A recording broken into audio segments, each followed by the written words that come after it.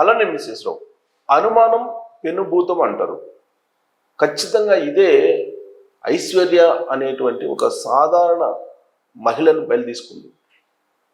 భువనగిరి జిల్లా బీబీ నగర్ మండలం గొల్లగూడెంలో జరిగింది ఈ విషాదకరమైనటువంటి సంఘటన.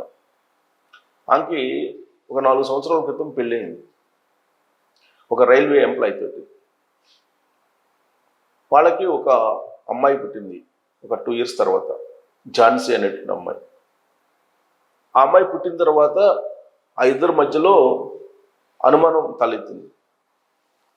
ఇద్దరి మధ్యలో కాదు, ఝాన్సీ పుట్టిన తర్వాత ఐశ్వర్య మీద ఆ రైల్వే ఉద్యోగికి అనుమానం పెరిగిపోయింది. అనుమానం పెరిగి గొడవలు పడ్డారు. దీంతో ఆ టార్చర్ భరాయించలేక పుట్టింటికి వెళ్ళిపోయింది ఐశ్వర్య. అయితే అప్పటికే ఆవిడికి 2వ నెల సెకండ్ డెలివరీ కోసం. ఆడికి వెళ్ళిన తర్వాత పండు అనేటువంటి పిల్లాడు పుట్టాడు, 10 నెలలు ప్రజెంట్. ఆ పిల్లాడు పుట్టిన తర్వాత ఇంకా అనుమానం ఎక్కువైంది. అలిగి వెళ్ళిపోయింది కదా, మరి ఈ పండు అనే పిల్లాడు ఎట్లా పుట్టాడు అని ఆ రైల్వే ఉద్యోగి మెసేజ్లతోటి ఫోన్లతోటి పుట్టింట్లో ఉన్నటువంటి ఐశ్వర్యని టార్చర్ పెడుతూ వచ్చాడు. అయినప్పటికీ అత్తారింటికి వెళ్ళాలి అనేటువంటి ఉద్దేశంతో ఐశ్వర్య మధ్యవర్తుల మాట విని భర్త దగ్గరికి వెళ్ళింది. భర్త దగ్గరికి వెళ్ళి ఆ రోజు సాయంత్రం మీకు కావాలంటే DNA టెస్ట్ చేయించుకోండి, మీకు పుట్టినటువంటి పిల్లాడని పండు ఇతరులకు పుట్టినటువంటి బిడ్డ కాదు, మీకు అనుమానం ఉంటే DNA టెస్ట్ చేయించండి అని చెప్పి ఆవిడ అడిగింది. కానీ టార్చర్ మాత్రం ఆగలేదు. దీంతో అతను ఉద్యోగానికి వెళ్ళిపోయిన తర్వాత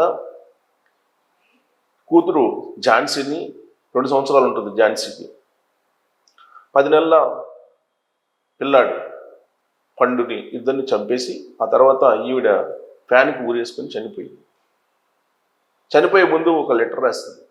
ఆ లెటర్లో తన భర్త టార్చర్ పెడుతూ ఉన్నాడు, ఆ టార్చర్ భరాయించలేకే నేను చనిపోతున్నాను, డాడీ ఇక నేను ఈ టార్చర్ భరాయించలేను, టార్చర్ పెడుతుండు తన భర్త, నన్ను క్షమించండి అని చెప్పి తండ్రి అలాగే తల్లికి లెటర్ రాసి ఆవిడ ఊరేసుకొని ఆత్మహత్య చేసుకున్నారు.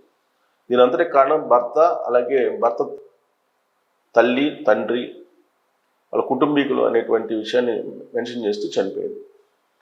అంటే అనుమానం ఎంత ప్రమాదమో మనకి ఈ సంఘటన ద్వారా తెలుస్తుంది.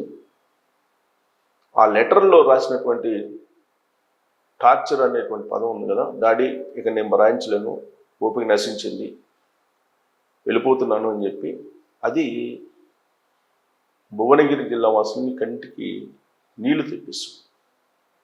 మరి ఇలాంటి పరిస్థితి కారణం ఏంటి? సమాజమా, సమాజంలో ఉన్నటువంటి మానవుల, లేదంటే పురుషాధిక్యమా, లేదంటే అర్థం చేసుకోలేనటువంటి పరిస్థితులు కారణంగానైనా? ఏ కారణమై ఉంటుంది దీని వెనుక అనే దాని మీద మీరు ట్రోల్ చేయొచ్చు. Thank you.